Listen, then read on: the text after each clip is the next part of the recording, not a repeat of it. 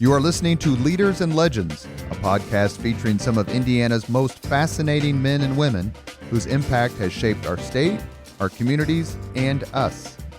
Join us as we discuss their imprint on our history. Leaders and Legends is brought to you by Veteran Strategies Incorporated, your local veteran business enterprise specializing in public relations, media relations, public outreach, crisis communications, and digital photography. My name is Robert Bain, Principal of Veteran Strategies, former Deputy Chief of Staff to Mayor Greg Ballard, and Communications Director for the Indiana Republican Party. I'm honored to be your host for our discussion. You are listening to Leaders and Legends, a podcast presented by Veteran Strategies, a local veteran public relations enterprise, and sponsored by Girl Scouts of Central Indiana, Garmond Construction, the Crown Plaza Hotel and Grand Hall and Conference Center at Historic Union Station, the law firm of Bose, McKinney & Evans, and the Bose Public Affairs Group, the McGinley's Golden Ace Inn, and McAllister Machinery, your friendly neighborhood Caterpillar dealer. Our guest today is legendary Hoosier sports writer Mark Montieth. You know him from covering the Pacers games, from a best-selling book he wrote about Gene Keady and the Purdue Boilermakers 87-88 season. We're definitely going to talk to him about that since Coach Keady was just on the podcast. And Mark also writes for the Indianapolis Business Journal. Mark, thank you very, very much for coming on. Hey, my pleasure, Robert. Good to be with you. He is also something else, and we're going to talk about this at the very end of the podcast. He's also a cancer survivor. And like so many people who've beaten the big C, as John Wayne once called it, we want to hear how he did it and talk about his courage facing down one of the single worst things and worst diagnoses you could ever hear. Mark, I was reading through your website, and I want to make sure if you're listening to this podcast, you write this website address down. It's markmontieth.com, markmontieth.com. And if you are a fan of Hoosier sports history, please visit this website. It is, I think, get me wrong, Mark, is it $15, $20 for a lifetime membership? $19.95 for a lifetime membership, yes. I joined the website and quite honestly have been incredibly entertained by his stories, his articles, and Mark's interviews. And we're going to talk about some of those as well. But I want to make sure that we get a little bit of background because it leads right into Mark's, the first of many interactions with IU basketball coach Bob Knight. Mark, you're born, raised in Indianapolis. Is that correct? Correct. I grew up on the northwest side on 65th Street off of Michigan Road in Pike Township. Did you go to Pike Township? Pardon? Did you go to Pike Township schools? Yes. Yeah. I went to Pike High School and played on the basketball team there and worked for the student newspaper and lived in the same house all through my childhood, actually. Well, I think this is correct. I don't know that there's been any more than this, but Mark is our third Pike High School alum to be on the podcast. The first is Peter Carmichael, who runs the Civil War Institute at Gettysburg College. And the second is a guy who's really showing amazing leadership these days, and that's Governor Eric Holcomb.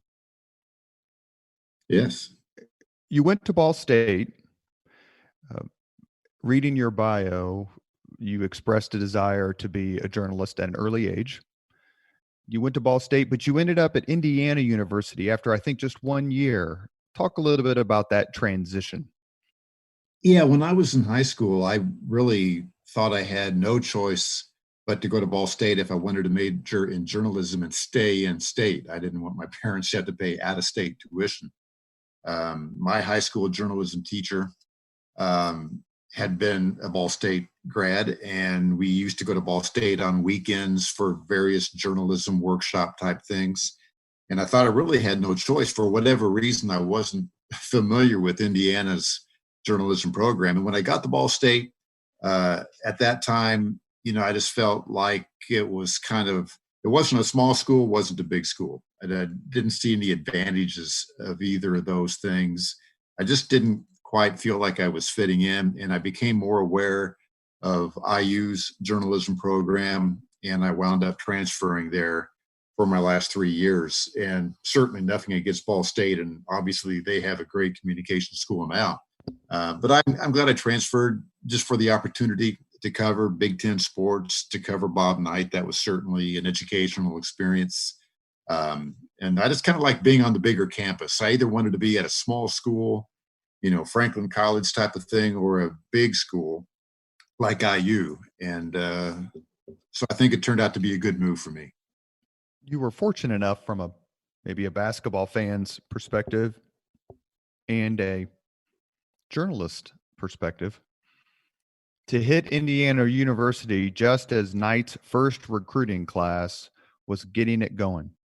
What was it like to be there in that 74, 75, 75, 76 seasons and what I think is probably Knight's most underrated accomplishment? Not only did he win the national championship in 76, but he also won 36 games in a row in the Big Ten. That is something that I dare to say will never, ever, ever happen again. You got to cover those teams and be on campus during that time. What was it like? Well, it was a great experience for a journalist. And actually, the team I covered for the Indiana Daily Student was my senior year, the 76-77 season, which is the only season Bob Knight did not have a team go to a postseason tournament, didn't even make the NIT. I was the sports editor of the Daily Student when they won the national championship in 76. So I was the guy back in the office putting out the paper. I didn't cover the games. And then my senior year, I was one of two beat writers that covered the team. So it was a great experience. Basketball obviously was just, it couldn't have been any bigger. I would say even now, all these years later, those 2 years of 75, 76 were kind of the peak moment for Knight. Even though he won national championships, and I covered those teams too later, but he was at his absolute peak at that time. But my experience covering the team that didn't go to a postseason tournament might have been the best thing from a journalistic standpoint. 5 guys quit the team that year, and a couple of them were critical of him on the way out the door. And you got to recall Bob Knight obviously is a god in the 76-77 season. He's coming off an undefeated season in a national championship, 2 undefeated regular seasons. And suddenly guys are quitting the team, and a couple of them are critical. A guy named Mike Madej from Ohio said he dehumanized me the way he was yelling at me. It was just an amazing thing, but it taught me a lot, certainly. I was able to maintain a professional relationship with him by getting both sides of the story. If a guy would quit the team and be critical, I would talk to a former player who would add some perspective to it. So it was a crazy experience. He kicked me out of practice one day because he was mad at what somebody else at the student paper had written. But we got that resolved. It kind of prepared me for the real world of covering sports for daily newspapers. Because no coach that I was going to deal with was going to be more challenging than he was. So in a different kind of way, it probably brought the best out of me. In 77, Knight had Kent Benson, who went on to be the overall #1 pick in the NBA draft, famously got punched in his very first pro game, I think, by Kareem Abdul-Jabbar. Welcome to the NBA. But why did that team, just very quickly, obviously it lost tons of talent, but why did that team do so poorly? Yeah, number one, young. They were relying a lot on freshmen. Mike Woodson, Butch Carter were freshmen on that team. Part of it was Bob Knight's fault, I think, in that he was so accustomed to coaching great, experienced players and winning that he had a difficult time adjusting to coaching younger guys who weren't as good, who were going to struggle, and being patient with them. So I think he basically admitted that later on. It was a big adjustment for him. Team just didn't meld. It just wasn't that good, and it was too young. Kent Benson was an All-American, but he was really all they had as far as a dependable scoring weapon and just as far as being an outstanding player. Mike Woodson, Butch Carter became outstanding players, but they were freshmen on that team. You couldn't rely on them too much. So Just a lot of different things went wrong. And I may have the chronology a little incorrect here, so please correct me. He would have had, meaning Coach Knight, a incredibly formidable score on that team had not Larry Bird transferred from IU after just a few weeks to go to Indiana State eventually. Bird's never blamed Knight about that ever. He just said it was too big. He wasn't used to it. He wasn't comfortable. He had no money. And that sort of campus environment, he just couldn't handle. Did you ever have a chance to, I know you've interviewed Bird on more than one occasion, but were you aware of Bird back then when you were at Bloomington? And what did he say about it later if you had a chance to ask him about it? Yeah, I was only vaguely aware of Larry Bird then. Larry Bird was a third team all-state guy out of a small high school in southern Indiana. So obviously nobody was predicting, what would come to be for Larry Bird.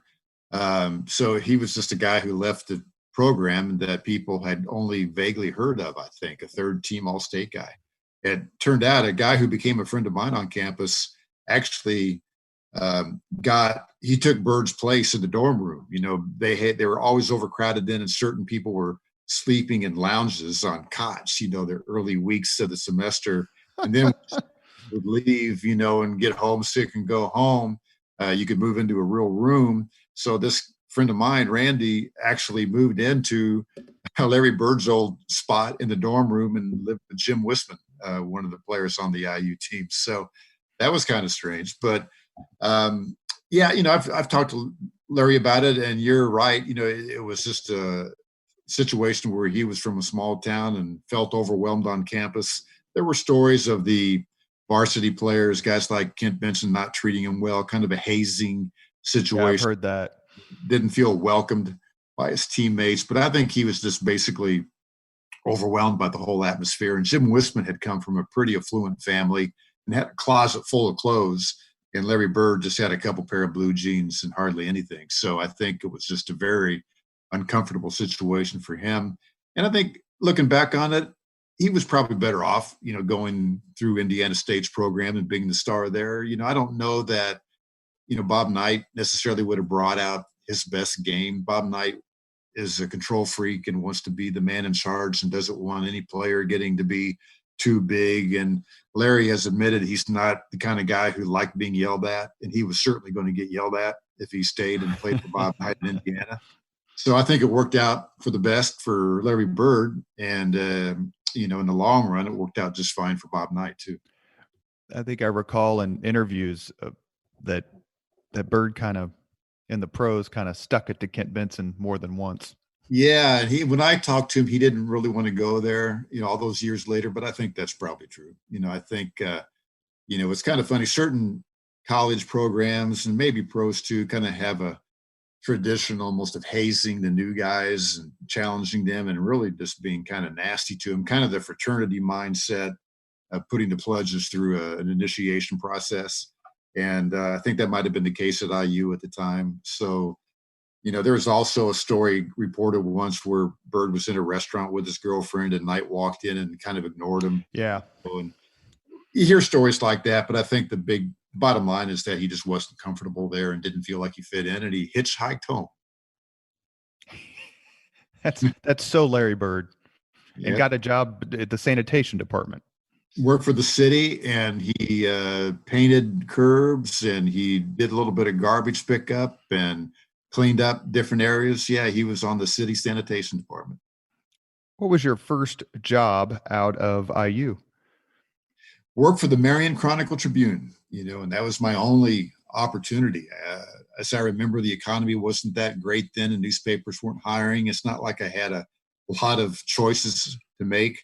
In fact, it was like a few weeks after I had graduated that I finally got a call and had a chance to go to the Chronicle-Tribune in Marion, Indiana, circulation of about 25,000, somewhere in that range.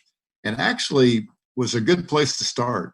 I was used to covering Big Ten basketball, and I go there and I'm covering county high schools, not even Marion High School. I was covering county high schools, but it was really a talented staff. Sometimes you hear talk about boxers like the middleweights or whatever, and they say pound for pound, he's the best fighter in the world. Sure.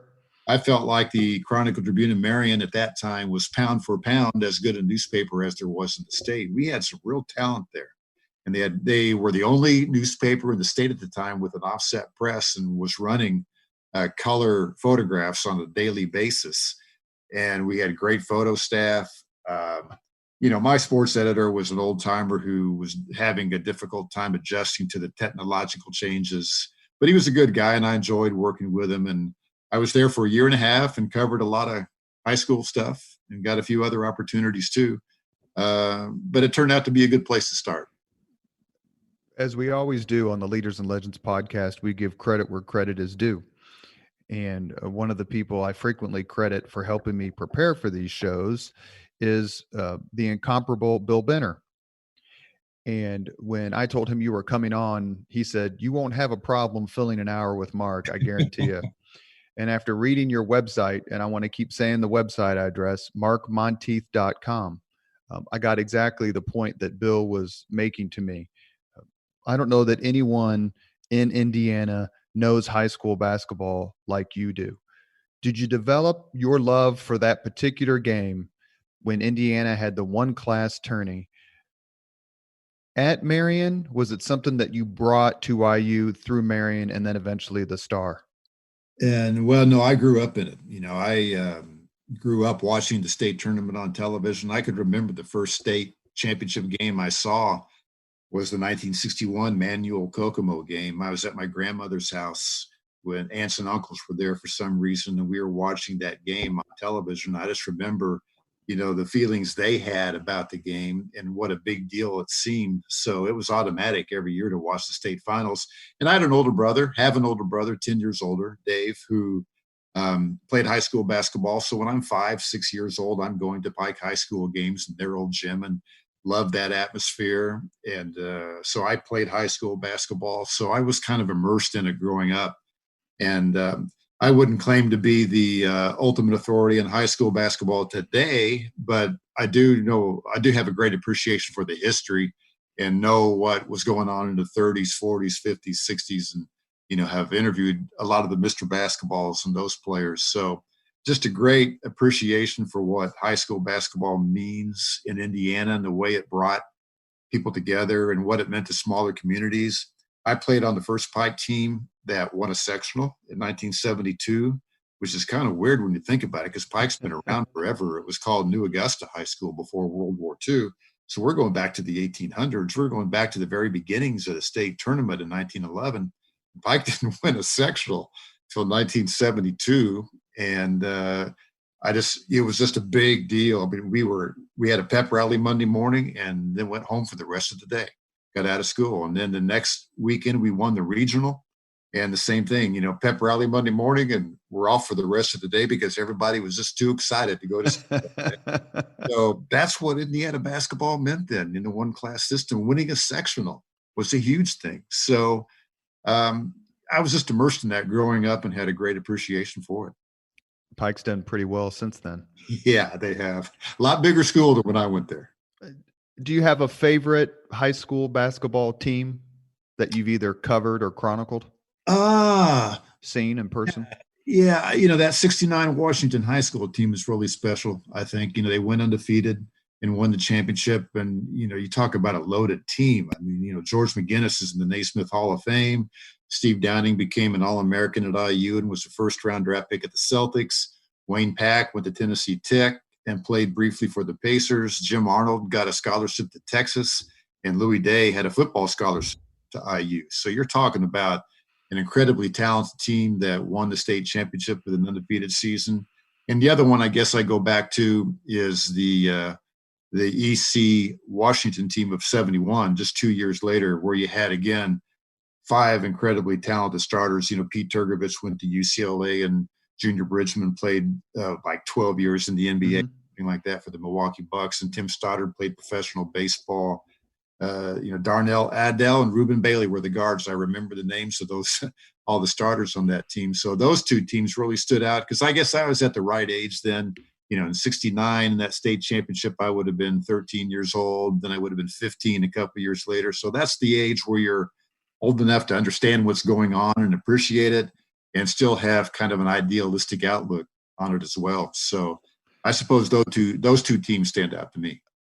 May I mention another one? And I got to see it from afar because I was in the military, and you have a brilliant, very insightful interview with its main star.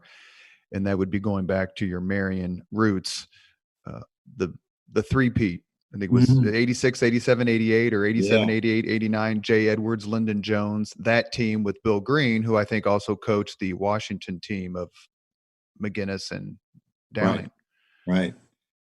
Yeah, and in those years, I didn't cover high school, so I didn't cover those state championships. I was basically covering college things then, and so I didn't see them in person. But yeah, I was able to do one-on-one episodes with Jay Edwards and Lyndon Jones, and yeah, to win 3 state championships in a row is a huge thing. So Do you have a favorite uh, gymnasium?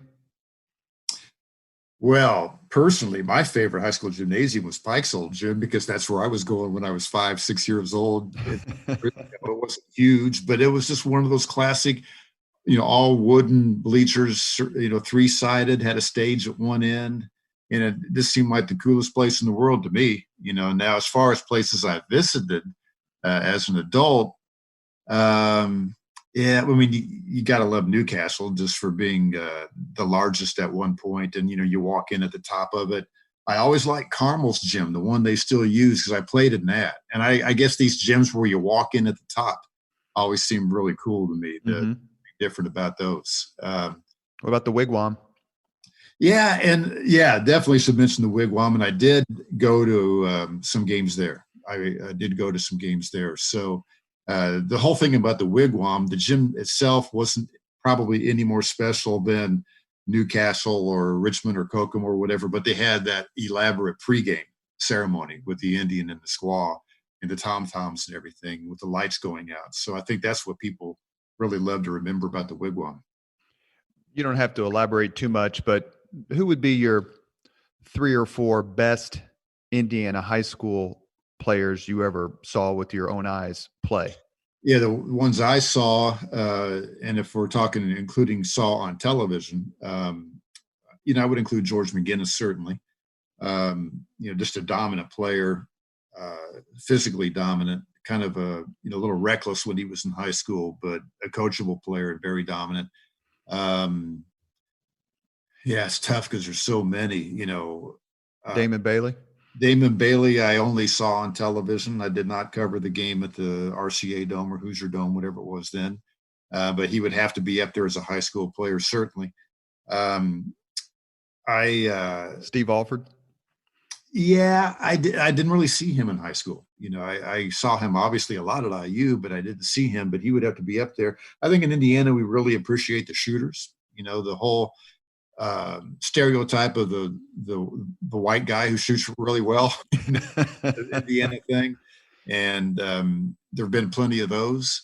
Uh, I thought Pete Turgovich in high school was just outstanding. It was funny to me how he was such a scorer in high school. He scored 40 points in the afternoon game in the state finals, and then 28 in the championship game. And everybody compared him to Pete Maravich because he was like 6'5", skinny guy with floppy hair, and he scored a lot. And then Turgovich goes to college at UCLA, and they take that away from him right away, the scoring, and he becomes basically a defender and ball handler type of guy, and winds up starting on Wooden's last championship team. But in high school in 1971, Pete Turgovich was a really big deal, partly because of Maravich, and there was that automatic Sure. person.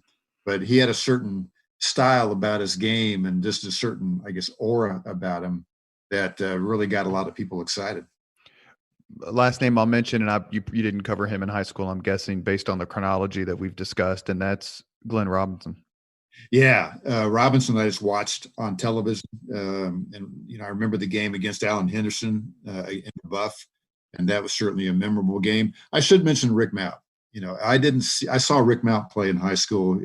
Lebanon beat Pike in the sectional, which was held in Zionsville at the time. And you would had to have been there to understand what a big deal Rick Mountain was at that time. I mean, he was on the cover of Sports Illustrated in The 19. first high school kid, is that right? The first high school kid from a team sport. There had been Olympic athletes like swimmers, I think, who had been on the cover who were high school age, but Rick Mountain was the first high school athlete on a team sport to be on the cover. And in 1966, before we had ESPN and all these things, that was as big a deal as there was to be on the Sure. Sports Illustrated. I could remember being a fifth grader at Eastbrook Elementary, and we knew this Sports Illustrated was going to come out because there had been mention of it in the newspapers. And one day, word got out that, hey, that Sports Illustrated's down in the library. And a few friends and I sprinted down there at the Sports Illustrated copy. That's how big a deal it was. And Rick Mountain had such a unique game, such an unbelievable shooter. And to see him in person in that Zionsville sectional against Pike was really exciting. Best shooter in Indiana high school basketball history? I would say so. You know, I don't know what his percentages were in high school. And it's kind of funny. You look at his 3-point percentage with the Pacers. It was like 31%, which is bad today. But there were some circumstances behind that. He later shot much better for other teams. But as far as the pure shooter, the best looking jump shot I've ever seen, I was with him in the summer at his old high school in Lebanon where he did a shooting camp for kids, and he still has that same shooting form. And it was just a beautiful thing to watch. The perfect jump shot, able to shoot off the dribble, fading into the corner. Yeah, he'd be my favorite jump shooter, I think, in Indiana's history. You are listening to Leaders and Legends, a podcast presented by Veteran Strategies, a local veteran public relations enterprise, and sponsored by Girl Scouts of Central Indiana, Garmond Construction, the Crown Plaza Hotel and Grand Hall and Conference Center at historic Union Station, the law firm of Bose, McKinney, and Evans, and the Bose Public Affairs Group, the McGinley's Golden Ace Inn, and McAllister Machinery, your friendly neighborhood Caterpillar dealer. We are here with Mark Montieth, author, journalist, cancer survivor, and one of the most knowledgeable sports figures I've ever talked to. This is really our first extended conversation. I've met him a few times. He's right up there with Bill Benner. He's right up there with Bob Hamill and the list of folks who have chronicled the sports icons and events of my youth and many others. Mark, is there a Hoosier leader or legend you particularly admire? Hoosier leader or legend? I guess I would naturally kind of lean towards athletics, you know. A great leader. Well, I'll tell you, one person that I would go to, not in sports, would be Richard Lugar. You know, I had a chance to communicate with him. I did a book with Max Shoemaker of the Indianapolis Indians a couple of years ago, and Richard Lugar was a high school classmate of Max's and agreed to do the forward for the book. So I called Lugar, and I had met him. Actually, our high school team at Pike went down to the city county building to have lunch with the mayor after we won the regional.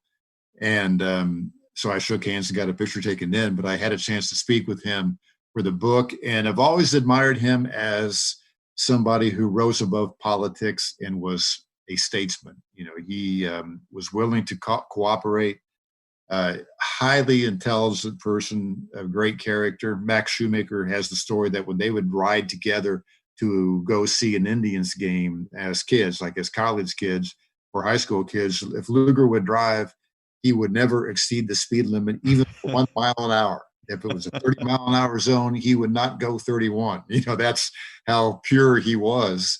And then, you know, to be as smart as he was, he did so many great things for the city of Indianapolis. Marcus Square Arena would not have been built downtown if not for him. There would have been probably a stadium out in the cornfields in Pike Township, as a matter of fact. So we learned that story when we had Bill Benner on the podcast. I did not know that particular story. Yeah. That people wanted the stadium to be built in the suburbs.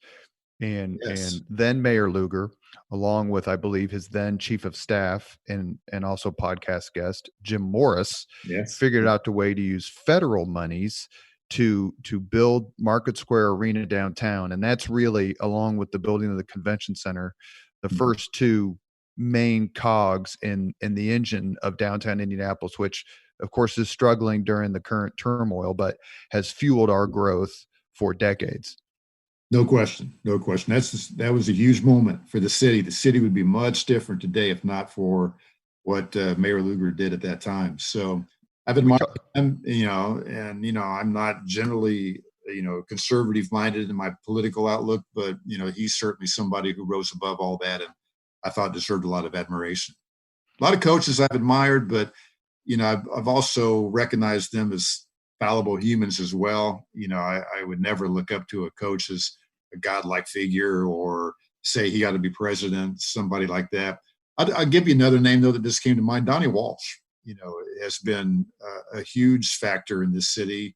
I covered the Pacers for 12 years for the Star and obviously had a lot of dealings with Donnie Walsh, who was the team general manager and president during most of those years, and have great respect for him as a genuine leader whose ego was not wrapped up in the job, who just wanted the team to be as good as it can be and be a good representative of the city. Wasn't power hungry by any stretch of the imagination. It was really educational and enjoyable for me to observe somebody do a difficult job and do it really well for a long period of time. And you don't see that a lot. Max Shoemaker of the Indians also, I would put in that category, did a tremendous job. And that's why we have a nice downtown stadium in Indianapolis. Those two guys ran professional franchises in a totally professional manner and successful manner. And that makes the city better. Those two franchises have made the city better. We should also mention that when Donnie Walsh was on our podcast and I asked him the Hoosier leader or legend he particularly admired, his answer was Richard Lugar. Yeah.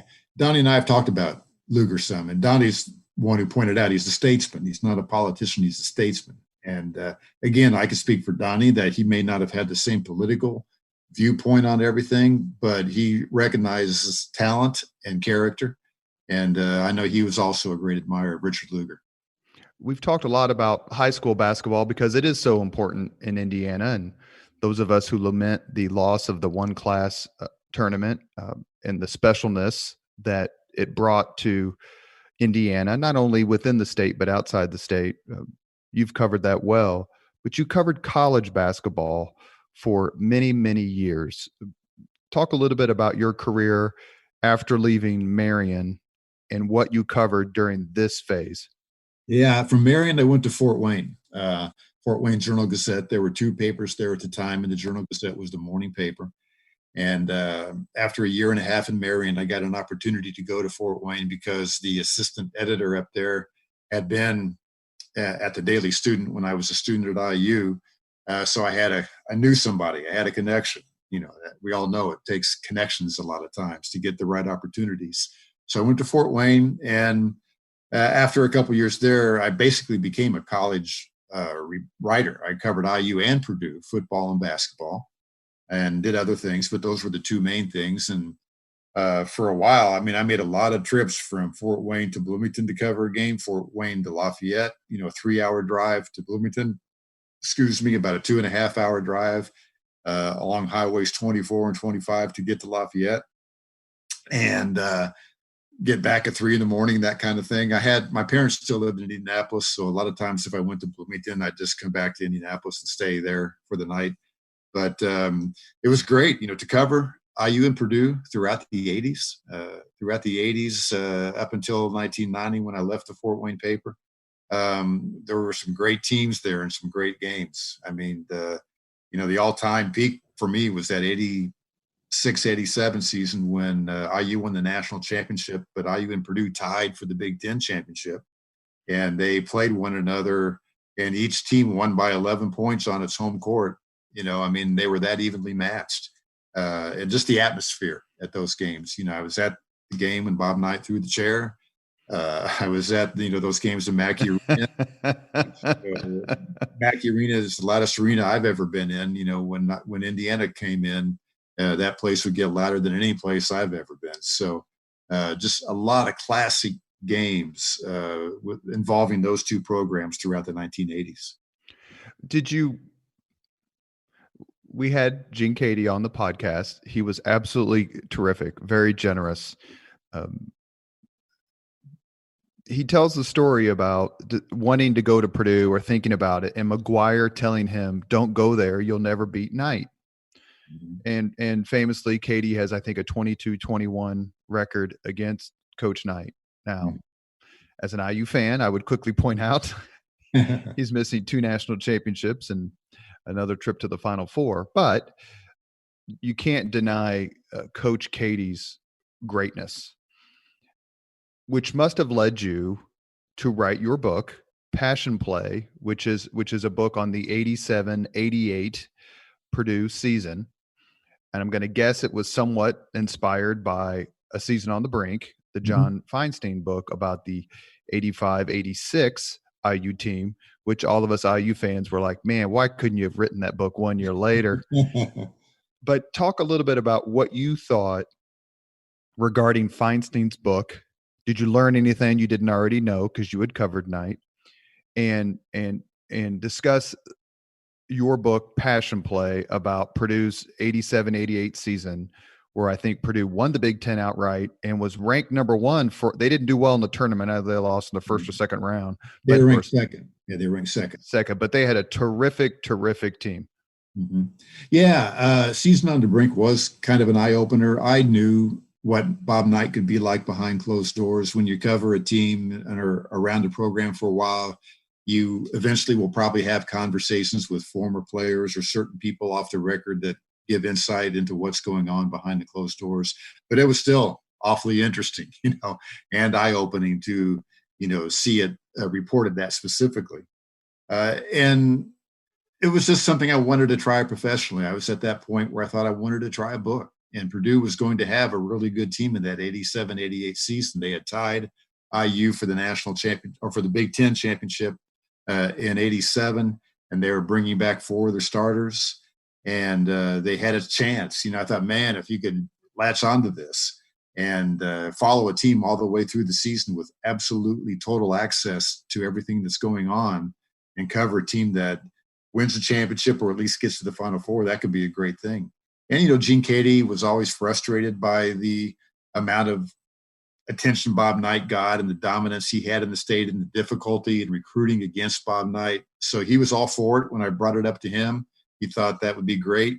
And we agreed that I could live up there, rent an apartment. I'd go to every coach's meeting. I'd be in the locker room for every pregame, halftime, postgame session. I went to every practice. I traveled with the team. Paid my own expenses, and maintained the professional objectivity that you have to do.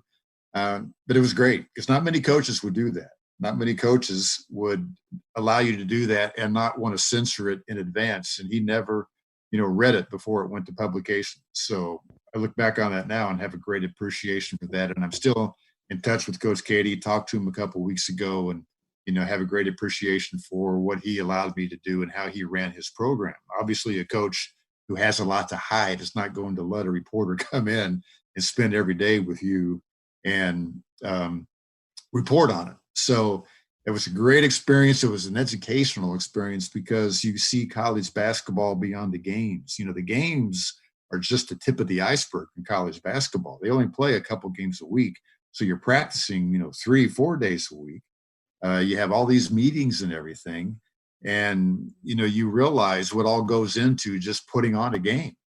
And you also are reminded, at least I was, how young college athletes are. When I did that book, I was 32, 33 years old, 32, I guess. And so I'd been out of college for 10 years, 11 years. And I had kind of forgotten how young college players are, just the silly things they say and do, and what you might call immaturity, even though they're more mature than the average college student, and a lot of adults as well. Just the things that they found funny and the way they joked around was kind of fun to watch. So, were you surprised when they lost in the second round? I was. They lost. They beat Fairleigh Dickinson in the first round. They beat who'd they play the second round? They won. They played their first two games in Notre Dame, which is ironic because Digger Phelps would never play Purdue back then, and they, that's the only way they could get in to play Notre Dame. They won their first two games, and then so they go to the second weekend, and so they made it to the Sweet 16. Okay, forgive me. They did easily, and then they get to play Kansas State in the third round. And they had a great week of practice leading up to it. I thought they were perfectly prepared. I thought they had a great mindset. They go into that game and jump out to a 10-0 lead, and they still led by 9 at halftime, and it got away from them in the second half. Looking back on that game, there were some deceiving things. Purdue had beaten Kansas State by like 22 points during the regular season at Mackey Arena. Might have given them a false sense of confidence. But Kansas State changed the way they played. After losing to Purdue, they changed their whole approach, their whole style of play. I think they slowed down their offense. And K-State, Mitch Richmond was on that K-State team. Right. 1 year later, he was Rookie of the Year in the NBA. They had two other players on that team who wound up playing briefly in the NBA, whereas Purdue had one guy on that team who wound up making it to the NBA, and that was Everett Stevens, who played 1 year for the Pacers and had a couple of 10-day contracts as well. Oh, Todd Mitchell also played briefly in the NBA. Mel McCants was the 12th man on a Lakers team, but never played. Steve Scheffler, a sophomore on that Purdue team, did have an NBA career, but he wasn't that great a factor in that particular game because he was scared to death playing in the Silverdome up in Detroit. Again, reminding how young these guys are. Scheffler, who had he really came on well in that season, that 87-88 season, for whatever reason, went out in that big dome stadium and was just scared to death. And so he didn't play very much at all in the second half. So I have a theory that it's a bad thing to jump off to a comfortable lead early in a basketball game. It's my theorem that it almost seems inevitable when a team jumps out to an early double-figure lead, they give that lead back, and they usually lose the game because your mindset changes. You relax. The other team, meanwhile, focuses. They're in a crisis situation. They get focused and really come together. And once you lose your momentum the first time, it's hard to get it back. So I see that over and over in basketball. Where a team gets off to a comfortable lead and loses the game, or certainly at least loses the lead. The exception would be if it's just a huge mismatch of talent, but that's rare. Sure. So, and it goes back to that Purdue game. Purdue led 10-0. They were just rolling at the beginning, showed no fear, came out rolling, and still led by 9 at the half, and then it gets away from them. I see it all the time in Pacer games. That one of the most famous Pacer games is Game 7 in the 98 playoffs conference finals in Chicago. Right. The Bulls went on to win the title. The Pacers led by 12 early in that game. It's almost like the worst thing you can do is come out rolling and get off to a comfortable lead, because all that's going to do is wake up the opponent and it's going to relax you. Do you think that was Keady's best Purdue team, or was the team with Glenn Robinson that made it to the Elite Eight? Do you believe that was a better team? That's a tough one because the 88 Purdue team was so balanced. You had guys that had been together a long time. You didn't have a first-round draft pick on that team, but you had a really balanced, cohesive team that had played together for a few years. Whereas the Purdue team with Robinson just had a superstar, the first pick in the draft. I think I would give the nod to the 88 team, maybe because I'm more familiar with it, but I thought they had better depth and balance, which I think is important. Now, you get into tournament games or playoff games, it's often just about talent and having one guy who can take over the game and dominate. People remember that 46-point game Robinson had when they beat Kansas in the NCAA tournament to get to the Final Eight. That was just one player taking over the game and dominating it. Purdue would have had a hard time. That 88 team would have had a hard time with Glenn Robinson. But I would have given the nod, I think, to that 88 team just because of the depth and balance. If the 1981 IU national championship team played the 1987 IU national championship team, who do you think would come out on top? I think 81. Isaiah Thomas, was a superstar player. And you look at that 81 team, I mean, Ray Tolbert played 10 years in the NBA. Randy Whitman played 10, 12 years in the NBA. Um, Landon Turner would have played in the NBA. Ted Kitchell was an awfully good college player. I just think that 81 team was more talented. That 87 team, you could call it Bob Knight's best coaching job. I tend to think coaches do about the same job every year, and they just have different collections of talent that maybe they relate to better or worse than other years. But the 87 team obviously was really good, but I think the 81 team had more talent. And while they struggled early in that season, by the time they got to the tournament, they were rolling. So I'd go to 81. Were you at, I think, is it Atlanta when IU beat North Carolina in the 1984 Sweet 16? Oh, yes, I was. I was there, yeah. So on the list of Knight's best coaching jobs, coaching masterpieces for IU, who had one first round draft pick, and that was Uwe Blop, who was, a nondescript pro player, with all due respect, to beat the North Carolina Tar Heels, who were ranked number 1 in the country and had, if I can remember correctly, 5 first round draft picks, including Sam Perkins and including Michael Jordan. For Knight to beat that North Carolina team, I remember watching it I was in high school. I remember watching it on television, and you simply couldn't believe what you were watching. Like, there's no chance in hell. Yeah. Yeah. And Alfred had a great game. Marty Simmons, freshman, contributed in that game. Dean Smith contributed to it by leaving Michael Jordan on the bench too long. Jordan got some early foul trouble, so Dean Smith had him out of the game too long. But that was a great coaching job, no question, for that one game. And it was interesting, but they come back 2 days later and lose to Virginia. They have a chance to go to the Final Four, and that just spoke to me about how difficult it is to come off of a peak moment. Whether it's in the course of a game when you have that early run and get a big lead early, it's hard to follow up on that. Just like when you have a great win like Indiana had over North Carolina that day, it's hard to come back the next game and play again and regain that focus and enthusiasm and energy because you're still riding high from your accomplishment. So those are the kind of things you see over and over in sports and get reminded of every year. Yeah, Virginia makes it to the Final Four the year after losing Ralph Sampson. Yeah. Go figure. And they were in the Final Four when IU won the national championship in 81 because they had lost to North Carolina and IU had beaten LSU. Yeah. You mentioned Knight's coaching jobs.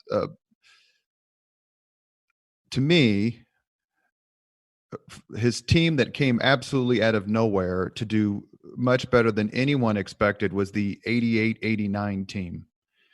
Did you cover that team much? That's the team that won the Big Ten famously, even though they were projected towards the absolute bottom. Won the Big Ten when Illinois went to the Final Four and when Michigan not only went to the Final Four, but won the national championship. That to me seemed like that was almost the apex of Knight's genius, to take a team that didn't seem to have a ton of talent. I mean, Jay Edwards, of course, but no first round draft picks, as I recall, and will it to the top of the Big Ten standings. Yeah. Was Brian Evans on that team?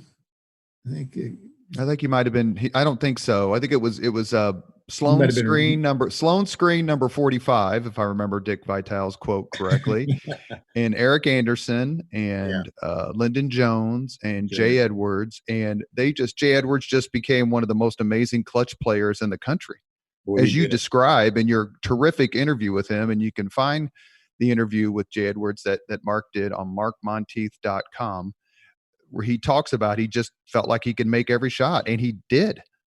He hit a game-winning, or what appeared to be a game-winning shot, on 3 consecutive Sundays on national television that year.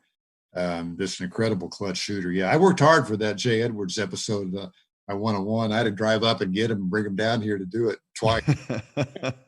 I chased him for 3 or 4 years to get him to do that, and finally wore him down. But I did not cover that 88-89 team. I think at that time, this gets into inside baseball bit on newspapers. I got a leave of absence from the Fort Wayne Journal-Gazette to do that book with Purdue. I did one Sunday column a week, got half pay, which was a very generous thing that the editor there, Craig Klugman, did for me to help my career. So I go back to the paper for 88-89, And we had kind of had an agreement that I could work out of. I was working out of Indianapolis at that time. I moved to Indianapolis in 1984 when the Colts moved here to be centrally located. And then suddenly everything changed and they wanted me to move back to Fort Wayne. And wait a minute now, I thought we had an agreement here. And that kind of led to me actually leaving in 1990. But that 88, 89 season, I was basically covering Purdue again, just for the newspaper. You mentioned the Colts. We've talked a lot about basketball, and then we want to spend the rest of the time really discussing your connection with the Indiana Pacers. But as a Pike Township kid, what was your reaction when you heard on the radio, saw on TV, read in the newspaper, the Baltimore Colts are coming to Indianapolis? I mean, we've had discussions. David Frick, who was senior deputy mayor, came on the podcast where he talked about the negotiations. It's come up on several other occasions when we discussed the legacy of Bill Hudnut. Bill Benner talked about it. We hope to have Robin Miller on the podcast. He can talk about it as well. But were you just like, this can't be happening?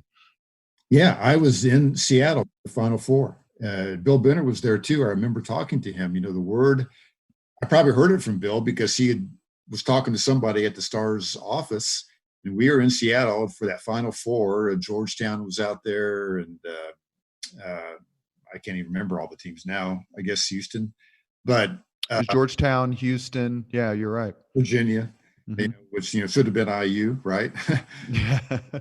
But that's how I heard it, that God, the Colts are moving. It seemed surreal. It had never occurred to me that Indianapolis would ever get an NFL team. It seemed like we were lucky to have an NBA team at that time in 1984, barely had an NBA team. We had minor league baseball, and that really kind of seemed like all we could support. So to hear that an NFL team was moving to Indianapolis was, just hard to imagine at that time, no question. Did you cover the Colts much? I did. In fact, that's why I moved. I'd been living in Fort Wayne. And then when the Colts moved to Indianapolis in 1984, I convinced the paper there, let me move to Indianapolis. I'll just work from home on a laptop computer. I'll be that much closer to IU and Purdue. I could cover the Colts. I could do some Pacer things. I'll cover the race in May. I'll save you all kinds of money on travel expenses. And they went for it, finally. I've been trying to get him to do that for a while. And finally, when the Colts moved to Indy, that was kind of the last piece of evidence I needed. And I covered the Colts really home and away for the first couple of years. And those were trying times.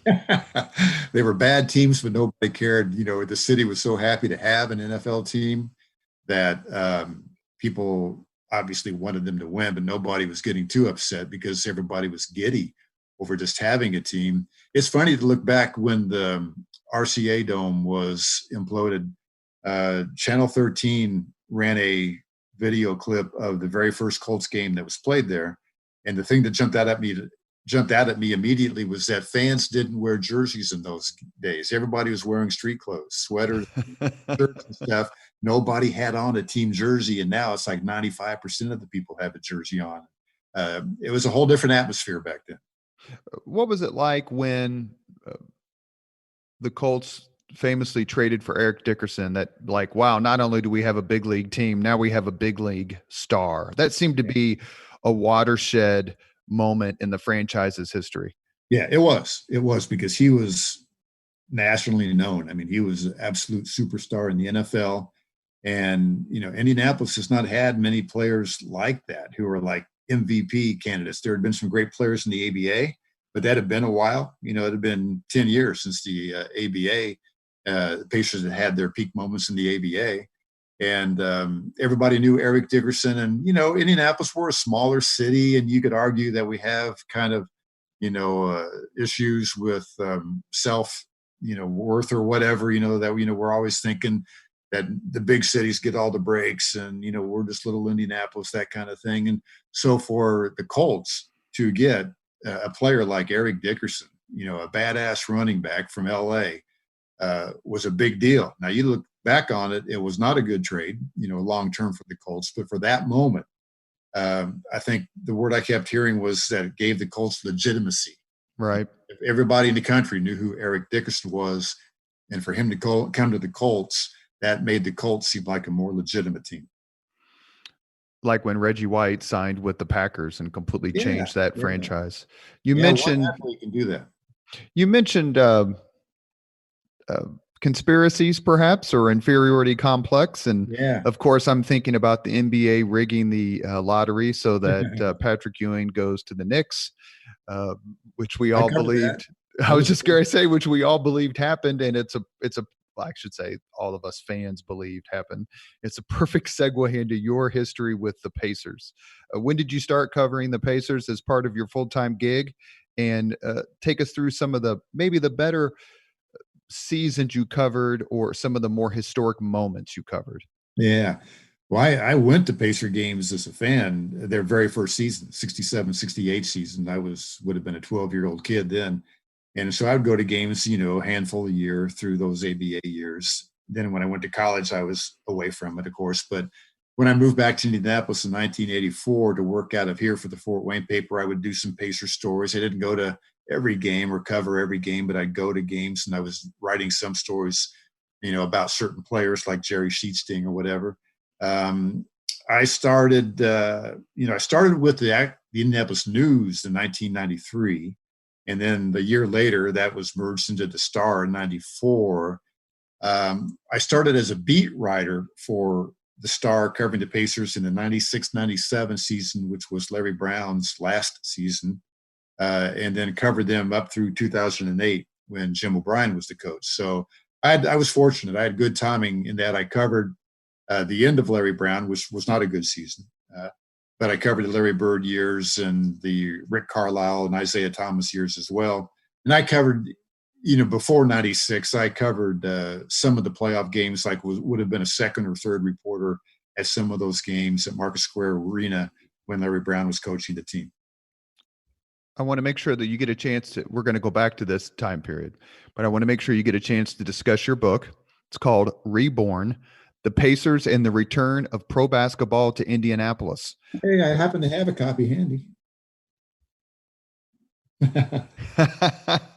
Talk about your book and what it chronicles and some of the little nuggets that you learned when doing research. Yeah, I enjoyed the research for that. I actually began that process in like early 90s. I got kind of frustrated with the situation with the Fort Wayne paper and left there in 1990, right after the race, after the 500, and kind of freelance for a year or two. Then I took a job with a book publisher for a couple of years before getting back into newspapers. But I had a period there of a year and a half or two where I was kind of freelancing and doing whatever I could. And I always thought, man, it'd be great to do a book on those early Pacer seasons, those ABA years, because I'd gone to games as a kid. And so I began interviewing people then. And I actually wound up getting kind of distracted. I learned about the professional teams before the Pacers, going back to the Indianapolis Koutskis in the early 30s and then the Olympians in the early 50s. So I interviewed a bunch of those players. I've got interviews with players who have been dead for 20, 30 years now that I did in the early 90s that I hope to be able to take advantage of someday. Johnny Wooden played pro ball here in the 30s. The Olympians are a great story in the early 50s that a lot of people that I kind of touched on in my book. But I'd gone to those Pacer ABA games and I knew some of the stories and, I knew how they kind of lit up the city. The Pacers to the city of Indianapolis in the late 60s, early 70s were kind of like the Beatles, coming in and just getting everybody, really excited and something to rally around. And, that was a big part of people's youth. So I started interviewing people for it in the early 90s. But then when I wind up covering the Pacers for the Star, that's basically a year-round job for 12 years. And I was able to take advantage of some of the travel and interview people when I was on a road trip, like when the Pacers played Minnesota. I interviewed George Mikan at his home. That's terrific. So that was great. But, it's such a day-to-day grind covering an NBA team that when you do have time off, you really don't feel like working on a book. So I kind of put it aside for quite a while. Then after I left the Star, I kind of went back to it and finally, was able to get it done for what was essentially the 50th anniversary of the franchise, from 1967 up to 2017. I was able to get the book out for that. My initial idea was to do something on all the ABA years. I wound up with 400 pages on the first 2 years.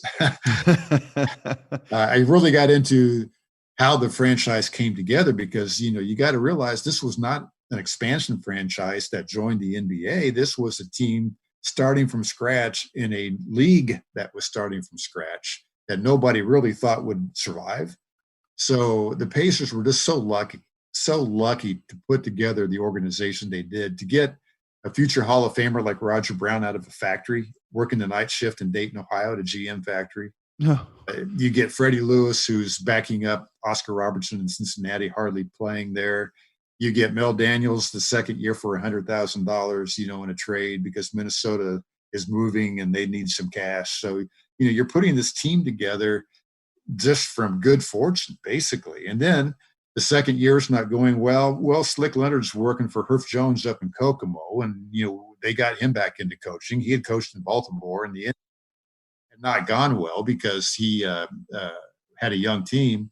But he's selling class rings and graduation supplies up in Kokomo, perfectly happy up there.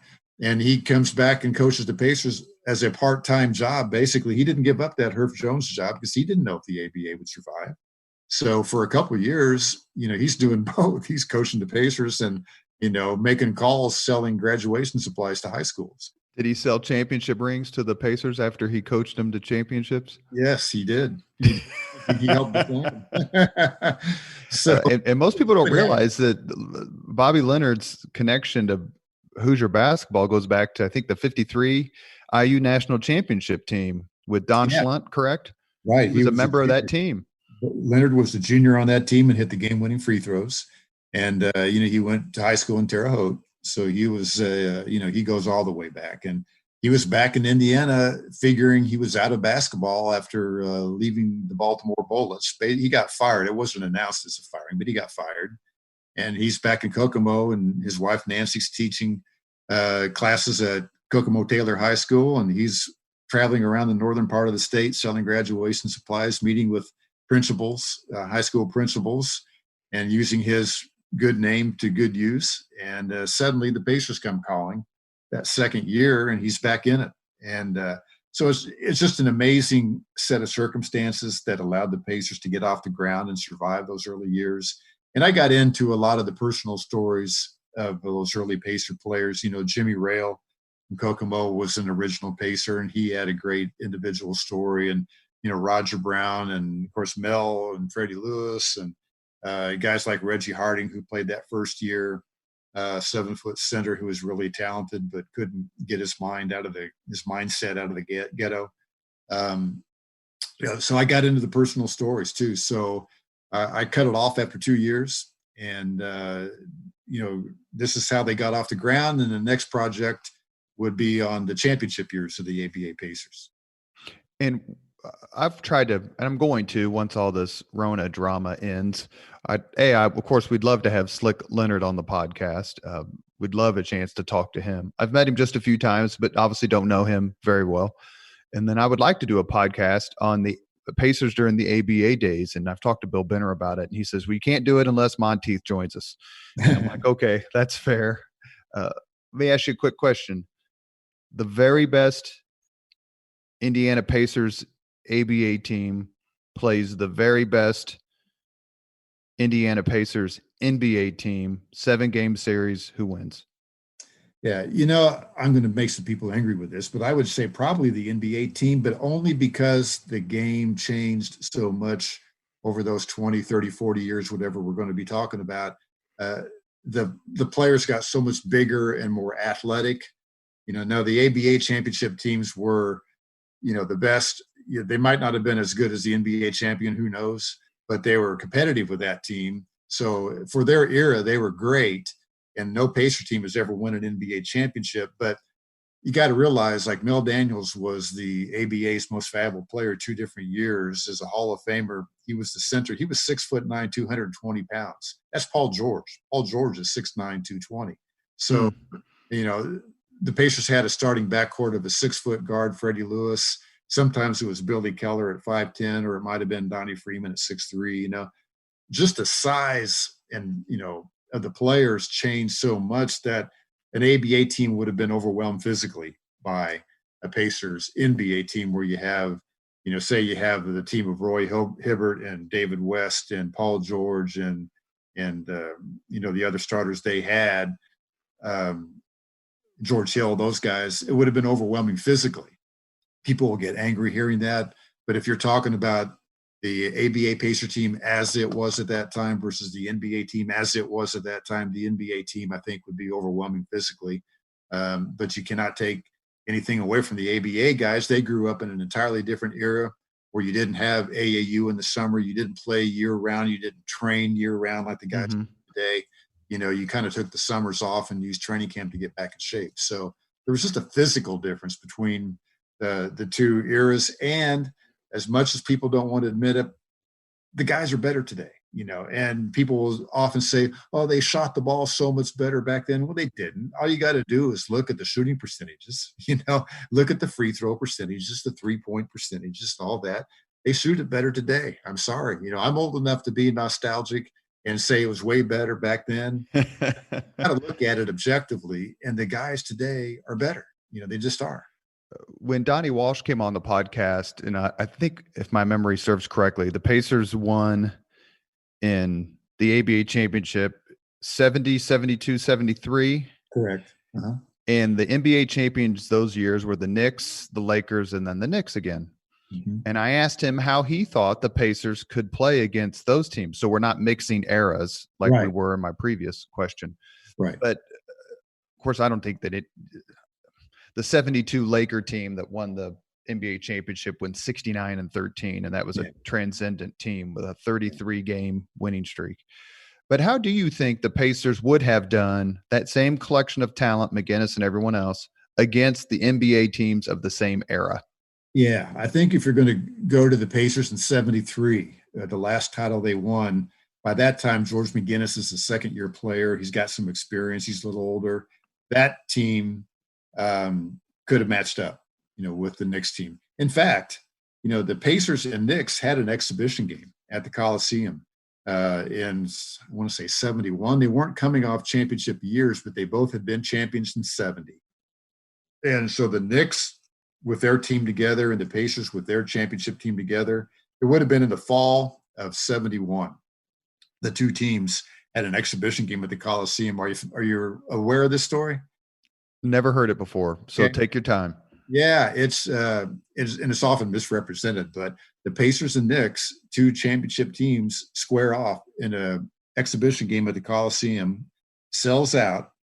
And the weird thing about it, the Knicks won by 2 points, but the bizarre thing about it was that both coaches sat their starters in the fourth quarter. They treated it like a preseason game and played the starters like first and third quarter and played reserves second and fourth quarter. And Slick likes to talk now like, well, Slick will tell you the Pacers won for one thing.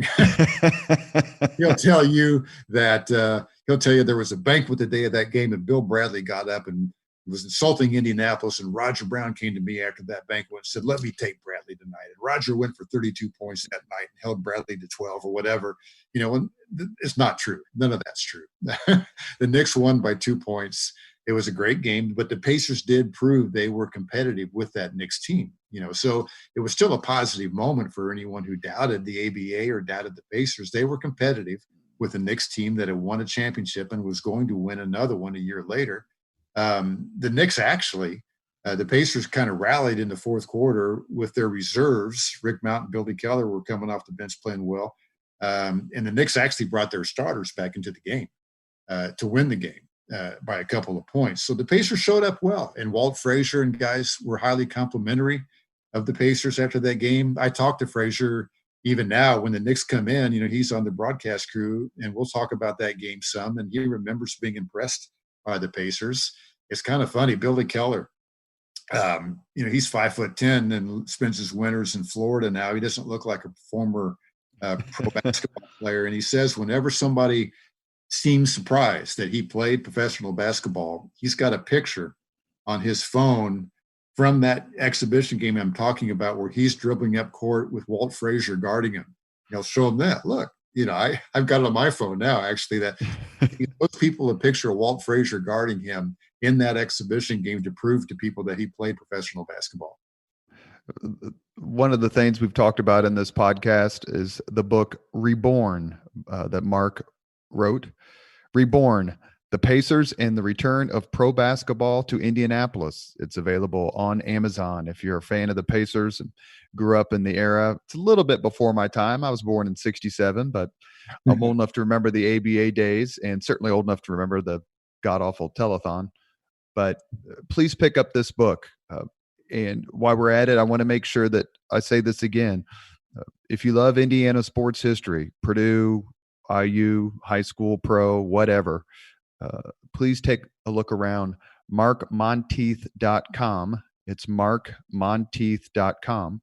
And you can read interviews by Mark, and you can listen to some of his tremendous discussions with Hoosier legends.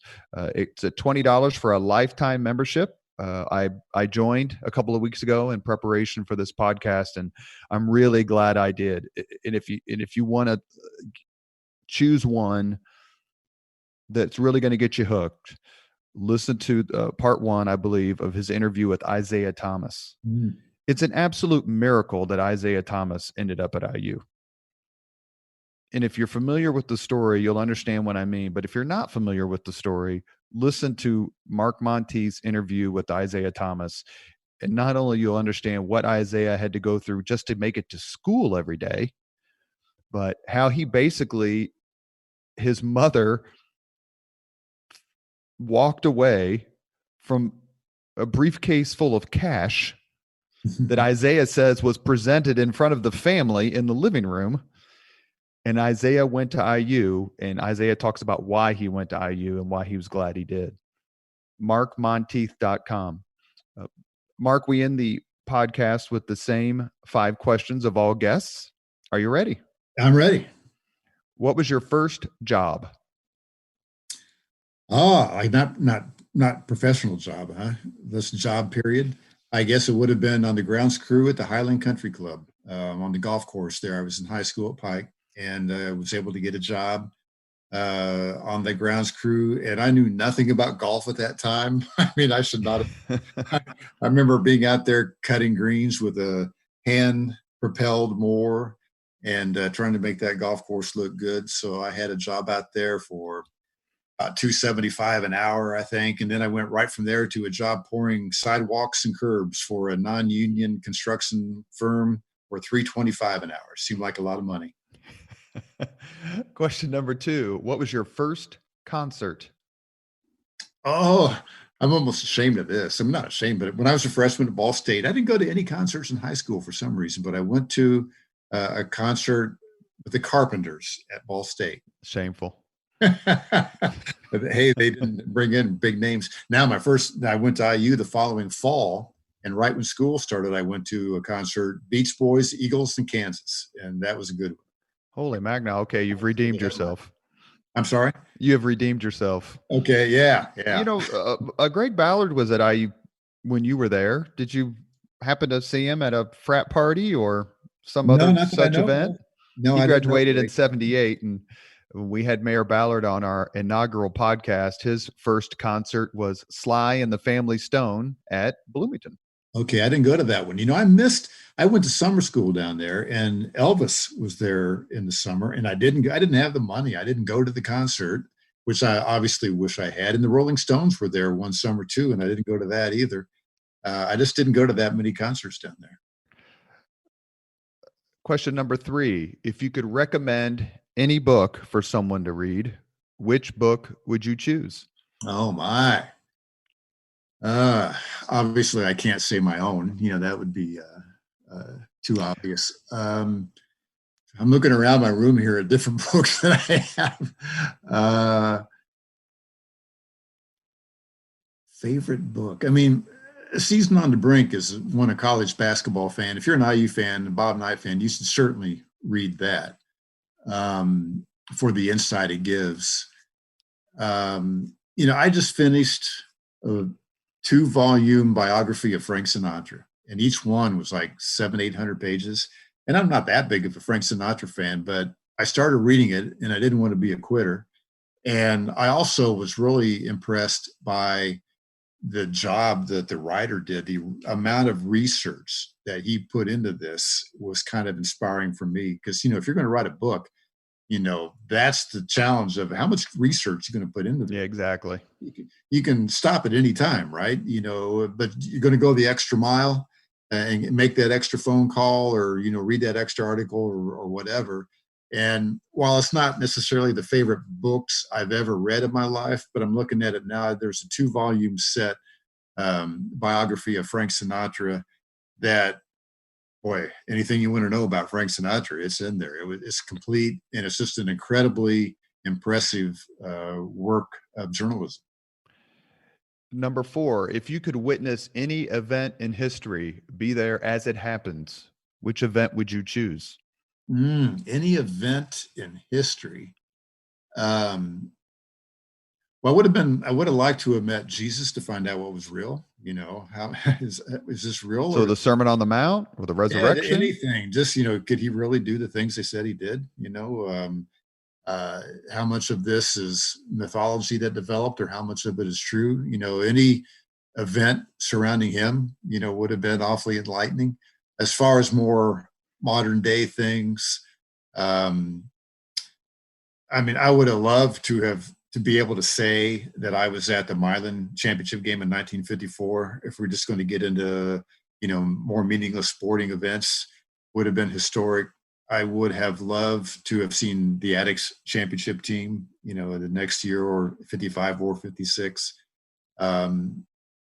I've seen most of the major Pacer things, but if we're talking about sporting events, I think that, or to see Jesse Owens run, Sure. Jesse Owens in the Olympics in 1936. I think maybe that would be my top sporting event. I think ESPN or somebody said that was the greatest sports moment in history, Jesse Owens winning that gold medal. And by the way, I've got an uncle named Bob Lemon who went to Purdue, who ran against Jesse Owens. My uncle Bob Lemon was the Big Ten hurdles champion, and I think it was 1938. And I've got a picture of him arm in arm with Jesse Owens, when Jesse was at Ohio State, because they competed against one another. And my uncle Bob was great. He would say that whenever I competed against Jesse, I stayed right with him until the gun went off. So he wasn't making any excuses. He knew who the better man was in those races. But it kind of makes me proud that my uncle, ran against Jesse Owens and kind of had a relationship with him. Last question. If you could have dinner with anyone living today, 2 hours off the record, whom would you choose? Living today. Dinner with anyone living today. Bill Benner? I've had a lot of dinners with Bill. a lot of meals on the road. Here's a quick distraction. Back when Bob Knight was coaching at IU, and I think this is literally true, that if you put 3 or more sports writers together from the state of Indiana, and this could have been in August, it could have been any day of the year, the conversation would always turn to Bob Knight at every single time during the year. I believe it. At IU, we could be sitting down at the Speedway having lunch or something, and it would always turn to Bob Knight. That's how dominant he was in everybody's conscience at the time. But that's not your question. The question, living today,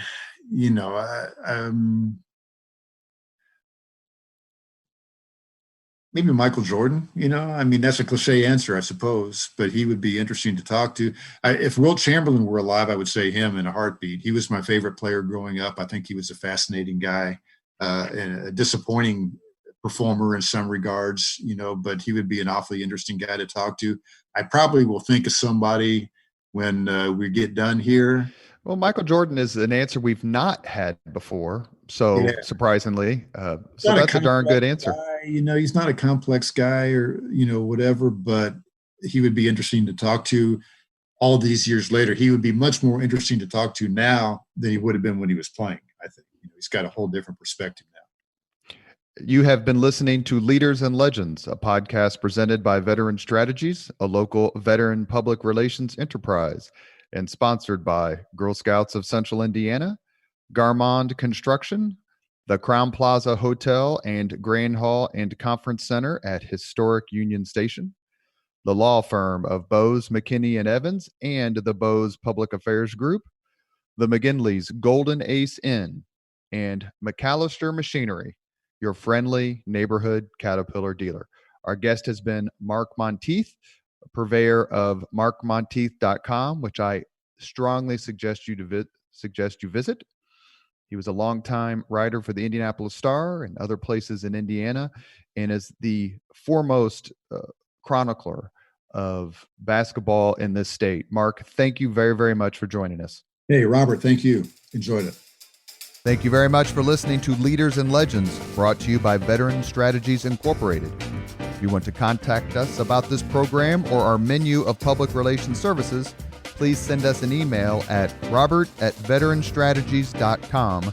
That's robert@veteranstrategies.com.